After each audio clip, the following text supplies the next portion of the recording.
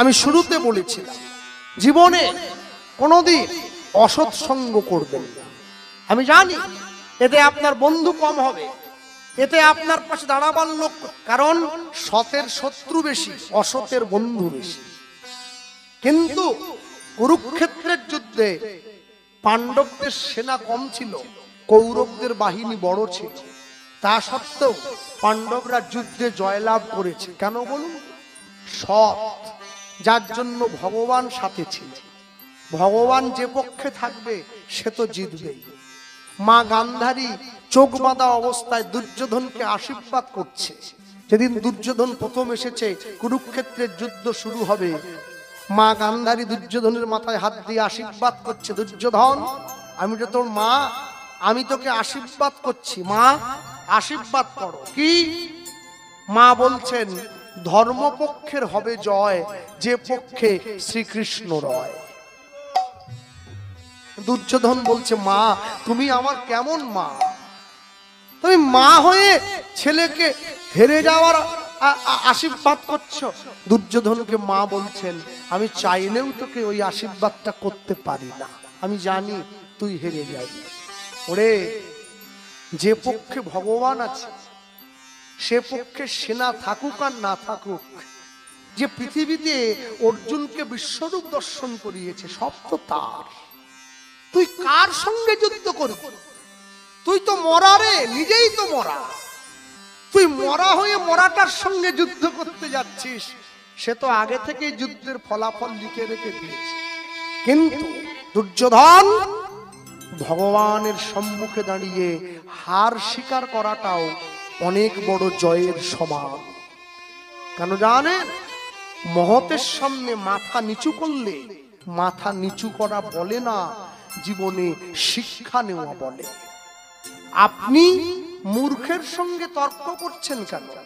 পারলে পণ্ডিতের কাছে গিয়ে বসুন, আপনার জীবনের ভুলগুলো অনেক ছোট ছোট কথায় তিনি সমাধান করে দিতে পারবেন। যারা বসে আছেন গুরু দীক্ষা নিয়েছেন, কাকে গুরু করেছেন? যার গুরুত্ব আছে আপনার জীবনে সেই তো গুরু। যে আপনার সমস্ত প্রশ্নের উত্তর এক কথায় দিয়ে দিতে পারে সেই তো গুরু। যে আপনার অশান্তিময় জীবনে শান্তির বার্তা এনে দিতে পারে সেই তো গুরু। গুরু ছাড়ি গোবিন্দ ভজে, সে পাপী নরকে মজে। হ্যাঁ, নিতাই চাঁদের চরণে নয়নের জল দিয়েছে উদ্ধারণ দত্ত। ভগবান তো সব সইতে পারে, দুটো জিনিস পারে না, একটা ভক্তের অহংকার, একটা ভক্তের চোখের জল। ভগবান জীবনে দুবার হাসে। যখন নার্সিংহোমের বিছানায় রুগী শুয়ে থাকে, ডাক্তার গিয়ে রুগীর সামনে দাঁড়িয়ে বলে আপনার কোনো চিন্তা নেই, আমি যখন আছি আপনি বাঁচবেন। ভগবান হাসছে ডাক্তারের দিকে তাকিয়ে, বলে হ্যাঁ গো ডাক্তার, তুমি যে ওকে বাঁচার গ্যারেন্টি দিচ্ছ, তুমি নিজে কতক্ষণ বাঁচবে তোমাকে সে গ্যারেন্টি কে দিল? মাটির দেহ মাটি হবে, পুড়ে হবে ছাই, এ দেহ তোর পচা দেহ, গরব কিসের ভাই? খড় মাটিতে কুমোর যেমন ঠাকুরও গড়ে, রক্তে মাংসে দয়াল তেমন মানুষও গড়ে। রক্ত শুধু পোকায় ভরা, কুড়ে কুড়ে খাবে তাই, এ দেহ পচা দেহ, গরব কিসের ভাই? আরেকবার ভগবান হাসে, কখন? যখন দুই ভাই ফিতা ফেলে জায়গা ভাগ করে, তোর 5 কাঠা আমার 5 কাঠা। ভগবান হাসে, কার সম্পত্তি ভাগ করছে কারা? সম্পত্তি তো আমার, এই আমারও সম্পত্তি আছে 3.5 হাত, একদম মাপা আছে। একদিন মাটির ভিতরে হবে ঘর, রে মন আমার কেন বাঁধো দালান ঘর? যতই থাকো 20 তলায়, মরতে হবে সংসারের জ্বালায়, আসতে হবে নিচের তলায়, যেতে হবে তুলসী তলায়, তারপরে বলো হরি হরি বল। কেউ যদি 10 তলা বিল্ডিং এর উপরে মরে যায়, ওপর থেকে ওপরে চলে যাওয়ার কোনো ব্যবস্থা নেই, তাকে নিচে আসতে হয়। মনে রাখ, ঈশ্বরের চরণ কোনোদিন ছাড়বেন না। জীবনে যত দুঃখ পান, একটা বানরকে যদি 2টো পাকা কলা আর একটা 50 টাকার নোট দেন না, বানর কিন্তু টাকাটা নেয় না, বানর কলাটা নিয়ে দৌড় দেয়। বানরের যদি বোধ থাকতো, বুদ্ধি থাকতো, বানর কলাটা নিত না, টাকাটা নিত। কেন? 50 টাকা হলে 1 ডজন কলা কেনা যায়। মানুষের সামনে দুটো জিনিস আছে, একদিকে সংসার, একদিকে গোবিন্দ চরণ। মানুষ সংসারটা জড়িয়ে ধরে, মানুষ ভুলে যায় গোবিন্দ চরণটা ধরলে সংসারটা ফ্রি পাবে, আর সংসারটা জড়িয়ে ধরলে গোবিন্দ চরণটা দূরে চলে যায়। হরি বল, হরি বল। কাল রূপে সংসারেতে পক্ষ বাসা করে, ফল রূপে পুত্র কন্যা ডাল ভাঙি পড়ে। এ জীবনে আমি সারা জীবন চেষ্টা করেছি, ছেলে আমার, মেয়ে আমার, বাড়ি আমার, গাড়ি আমার, টাকা আমার। আমি কোনোদিন চিন্তা করলাম না সব যদি আমার, তবে আমি কার? যেদিনকে দুটো চোখ বন্ধ হয়ে যাবে আমি দেখব সব অন্ধকার, আমার সামনে সব অন্ধকার। মনে রাখ, পৃথিবীতে ভালো দাম সব সময় আছে, ছিল, থাক, আস্তে কথা নয়। 1 কেজি সুন্দরবনের ভালো মধুর দাম কত জানে? আমরা তো কীর্তনে গেলে সুন্দরবনের দিকে মাঝে মাঝে নিয়ে আসি, একদম ভালো মধু, নিম ফুলের মধু, সাদা ফুল। 1 কেজি সুন্দরবনের 1 নম্বর মধুর দাম 4000 টাকা। 4000 টাকা। আপনি ডিপ ফ্রিজের মধ্যে, বরফের মধ্যে ঢুকিয়ে দেন 1 মাস, মধু বসবে না, যেমন মধু তেমন থাকবে। মধু খাঁটি কিনা এটা বোঝার উপায়, বরফের মধ্যে দিলে মধু বসে না, যদি ভেজাল মধু হয় বসে যাবে। সুন্দরবনের মধু। তাহলে 1 কেজি খাঁটি মধুর দাম 4000 টাকা। 1 কেজি সাপের বিষের দাম কত? 3 কোটি টাকা।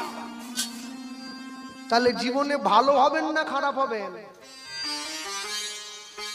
ও মধু 4000, এ বিষ 3 কোটি। খারাপের দাম একটু বেশি দিচ্ছে মার্কেট মনে হয়। মনে রাখবে, দুধের দাম যদি 40 টাকা কিলো হয় না, দুধ সবার সামনে বসেই খাওয়া যায়। মদের দাম যদি 4 লক্ষ টাকাও হয়, ওটা বাঁশ বনে গিয়েই খেতে হয়। এটা হচ্ছে ভালোর সঙ্গে মন্দের তফাৎ।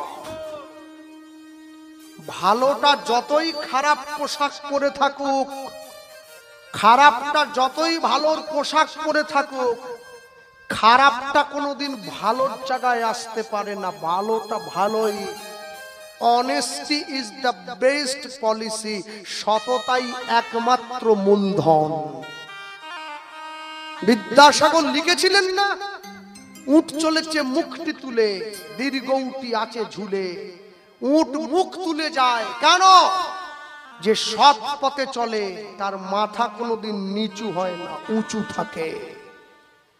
দীর্ঘটি আছে ঝুলে, যে পরের জিনিস নিয়ে দিন কাটায় তাকে সারা জীবন পরের গলগ্রহ হয়ে বেঁচে থাকতে হয়। আজকে কীর্তন শোনার শক্তি আছে, বাড়িতে গিয়ে এসি চালিয়ে ঘুমিয়ে পড়লে একদিনকে শুনতে চাইবেন, গায়ের শক্তি থাকবে না, সেদিনকে কি করবেন? উদাহরণ দত্ত, সূর্যদাস পণ্ডিত দুইজনের সম্মুখে বসেছে। সূর্যদাস পণ্ডিত উদাহরণ দত্তকে কাছে ডেকে বলছে, এতদিন পরে বন্ধুর কথা মনে হলো তো? এই যে লেখা আছে, স্বর্ণের পরিচয় পাথরে ঘষলে, মিথ্যের পরিচয় সংকটে পড়লে। এই ওর উপরে আবার লেখা আছে, তুমি জীবনে কতটা খুশি সেটা বড় কথা নয়। এরপরে লেখা আছে, তোমার জন্য কতজন খুশি হয়েছে সেটাই বড় কথা। তা ওর সঙ্গে আরেকটা কথা যোগ করুন, আমি বলে দিচ্ছি, আপনি জীবনে কি শিখেছেন সেটা বড় কথা নয়, আপনি জীবনে কার কাছ থেকে শিখেছেন সেটা বড় কথা। যদি বলেন উদাহরণ, ফর এক্সাম্পল দিয়ে দেন, দুর্যোধন শিখছে শকুনির কাছ থেকে, যুধিষ্ঠির শিখছে কৃষ্ণের কাছ থেকে। বুঝে নেন কি শিখছে। আপনি কি শিখছেন সেটা বড় না, কার কাছ থেকে শিখছেন সেটা বড়। শকুনি কোনোদিন ভালো শিক্ষা দেয় নাকি? ও নিজেও খালে গেছে, দুর্যোধনটাকেও টেনে নিয়ে যাচ্ছে। একটা মেয়েদের দলে 10টা বান্ধবী থাকে, একটা যদি 2 নম্বরই হয় বাকি 9টাকে টেনে নিয়ে চলে যাবে। ভক্তমণ্ডলী মায়েরা, নিতাই চাঁদ আশীর্বাদ করছে, উদাহরণ আমি তোমায় বলছি, মেয়ে তুমি পাবে। উদাহরণ দত্তের মনে পড়ে গেছে বর্ধমান জেলা অম্বিকা কালনায় গৌরীদাস পণ্ডিতের কথা। এই গৌরীদাস পণ্ডিত উদাহরণ দত্তের ছোটবেলাকার বন্ধু, আর এই গৌরীদাস পণ্ডিতের বড় ভাইয়ের নাম সূর্যদাস পণ্ডিত।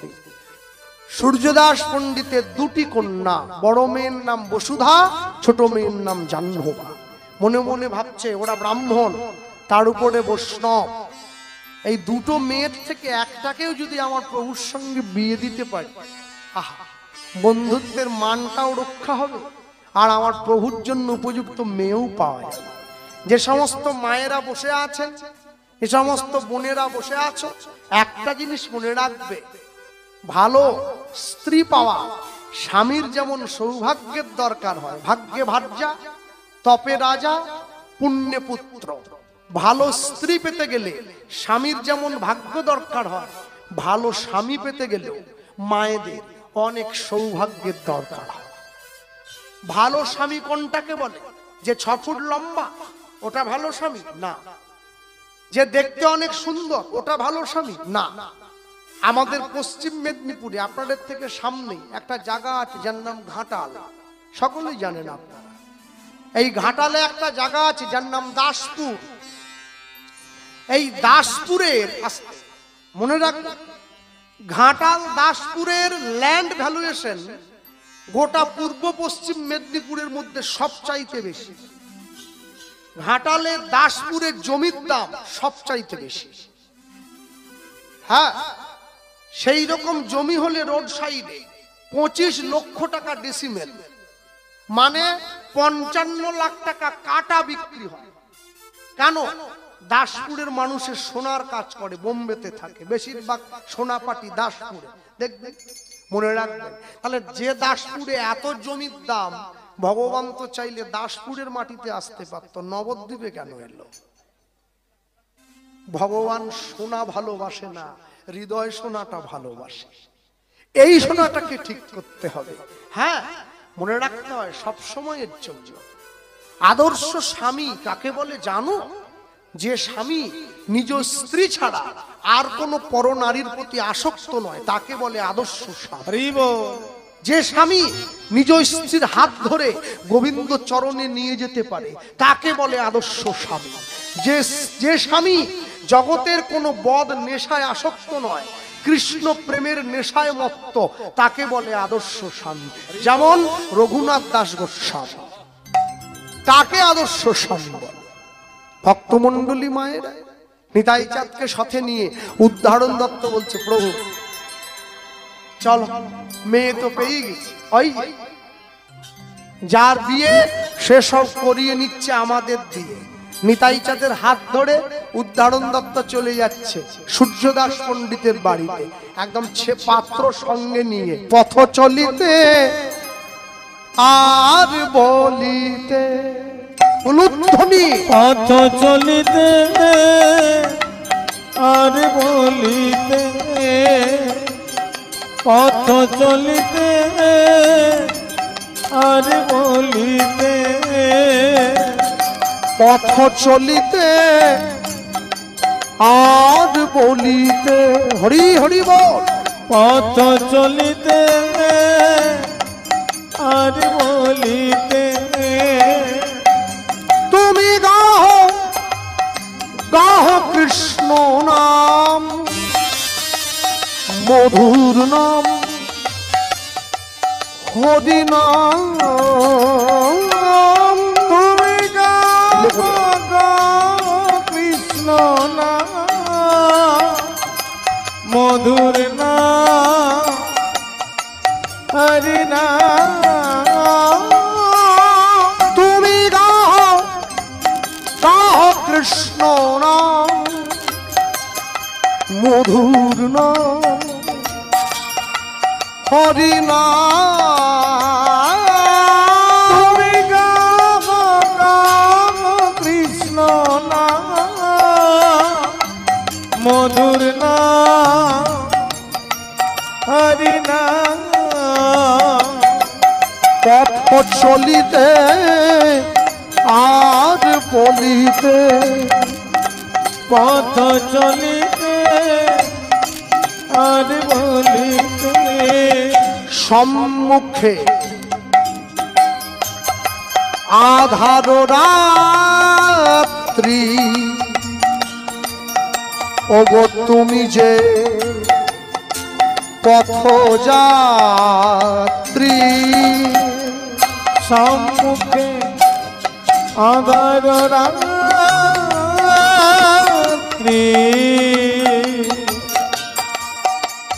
ওগো তুমি যে পথযাত্রী ওগো সম্মুখে আধার রাত্রি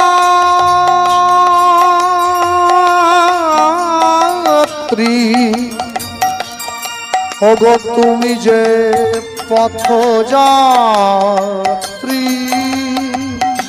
সম্মুখে আধার রাত্রি বাহ ওগো তুমি যে পথযাত্রী কথা বলিতে তার নাম পথে চলিতে তার নাম পথে বিপদে তার নাম পথ চলিতে আর বলিতে পথ চলিতে আর বলিতে তোমরা গাহো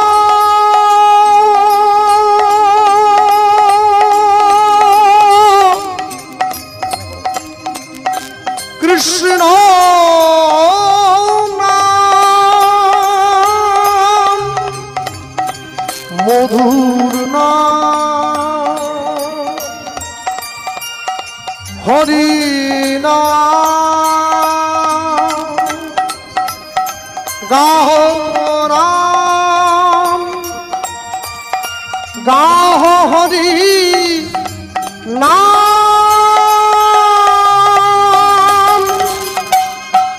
পথ চলিতে আর তাই বলিতে হরি পথ চলিতে আর বলিতে তোমরা গাও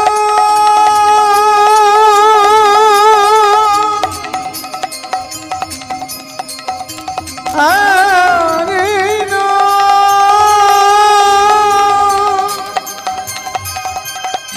কৃষ্ণ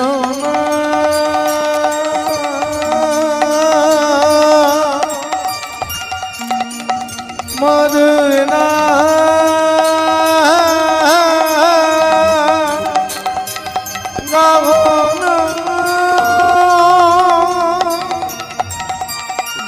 হরি হরি নাম কৃষ্ণ নাম কৃষ্ণ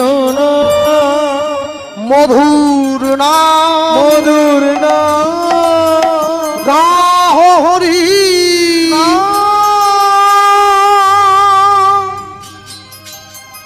নিতাই চাঁদের হাত ধরে উদ্ধার এক পা দু পা তিন পা করে চলে এসছে সূর্যদাস পণ্ডিতের বাড়িতে দরজার বাইরে দাঁড়িয়ে ডাকছে সূর্যদাস সূর্যদাস দরজা খোল সূর্যদাস পণ্ডিত ভাবছে এই অবেলায় আমার বাড়ির সামনে দাঁড়িয়ে আমার নাম ধরে চিৎকার এই কে রে ছুটে গিয়ে দরজাটা খুলে দিল আর যেই দরজাটা খুলে দিয়েছে সূর্যদাস পণ্ডিত তাকিয়ে দেখছে উদ্ধারণ দত্ত দাঁড়িয়ে আছে এগিরে বন্ধু আয় আমার ঘরে আয় আয় ঘরে আয় উদ্ধারণ দত্তের হাত ধরে সূর্যদাস পণ্ডিত ঘরে গেল আর এই দুইজন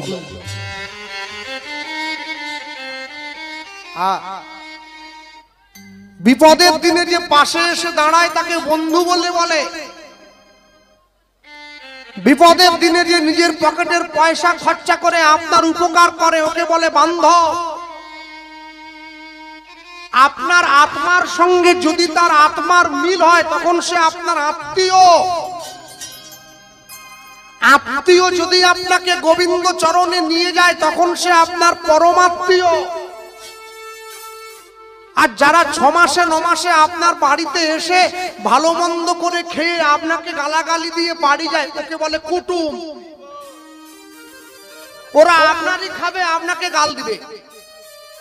বলে সবই করলো, একটু ঢেঁড়স করলো না, গরম পড়ে গেছে একটু ঝিঙে করতে, ঝিঙেটাও দিল না, ঝিঙে পোস্ত। ঝিঙে তো বড় লোক সবজি, উনি আবার পোস্ত ছাড়া স্বাদ হন না। ও সবজিটাই বড় লোক, গরিবের সঙ্গে কোনো সম্পর্কই ওর নেই।